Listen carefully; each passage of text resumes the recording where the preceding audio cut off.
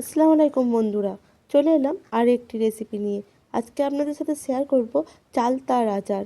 চালতার আচার সবাই হয়তো খেয়েছেন, কিন্তু আমরা স্কুলে যখন পড়াশোনা করতাম সেই কাকুরা যে চালতার আচারটা বানাতো সেটা যেন মুখে লেগে থাকে। তবুও আমি কাকুদের মতো করবার চেষ্টা করেছি।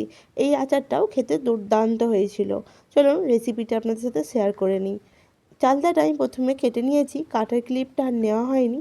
আপনারা কেটে নেবেন। কেটে ভালোভাবে ধুয়ে প্রেসার কুকারের মধ্যে দিয়ে নুন ও হলুদ দিয়ে আমি 5টা সিটি মেরে নিয়েছি। আর একদিকে একটু ভাজা মশলা কুড়িয়ে নেব।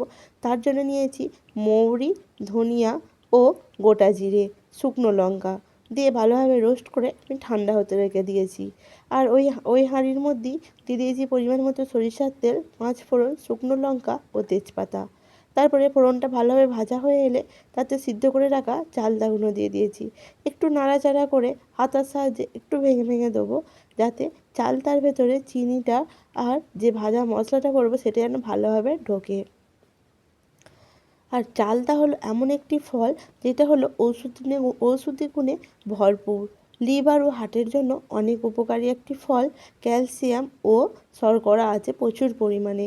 যাদের কোলেস্টেরল আছে আর ডায়াবেটিস আছে তাদের জন্য অনেক উপকারী হলো একটি ফল। তারপরে যাদের ঘন ঘন ঠান্ডা লাগে, সর্দি কাশি, তাদের জন্য এটি অনেক উপকার। নিয়মিত খেলে এই ঠান্ডা লাগার যে উপক্রমটা আছে সেটা দূর হয়ে যাবে। তারপরে আমাদের শরীরে রক্তের সরবরাহ ঠিক রাখে, হজমেও অনেক সাহায্য করে। তারপর যাদের জরায়ু ও স্তন ক্যান্সার সেগুলোও নিরাময় করতে সাহায্য করে।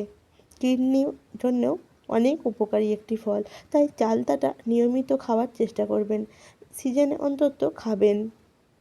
আমি চিনিটা দিয়ে একটু নাড়াচাড়া করে আমি দিয়ে দিয়েছি একটু লঙ্কা গুঁড়ো দিয়েছি একটু ঝালের জন্য, তাহলে একটু নুন ঝাল মিষ্টি বেশ মুখরোচক ধরনের হবে একটু। তারপরে আরও কিছুক্ষণ নাড়াচাড়া করে আমি হতে দেবো। আপনাদের সাথে গল্প করতে করতে আমার আচারটা প্রায় হয়েই এলো। তারপরে দিয়ে দিয়েছি যে ভাজা মশলাটা করলাম, ওই ভাজা মশলাটা দিয়ে আরও কিছুক্ষণ নাড়াচাড়া করব। নাড়াচাড়া করে একটু সামান্য পরিমাণে বিট নুন দিয়ে দেবো।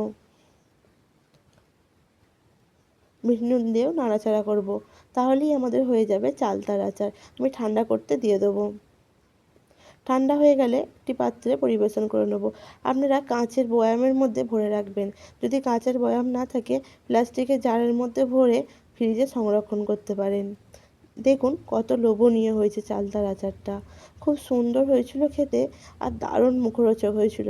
বেশ নুন ঝাল মিষ্টি যেন খেলেই মুখটা ছেড়ে যায়। জ্বর বা সর্দির সময় তো আরও বেশি ভালো লাগবে খেতে। রেসিপিটি ভালো লাগলে একটি লাইক করবেন, আমার চ্যানেলটি সাবস্ক্রাইব করে পাশে থাকবেন।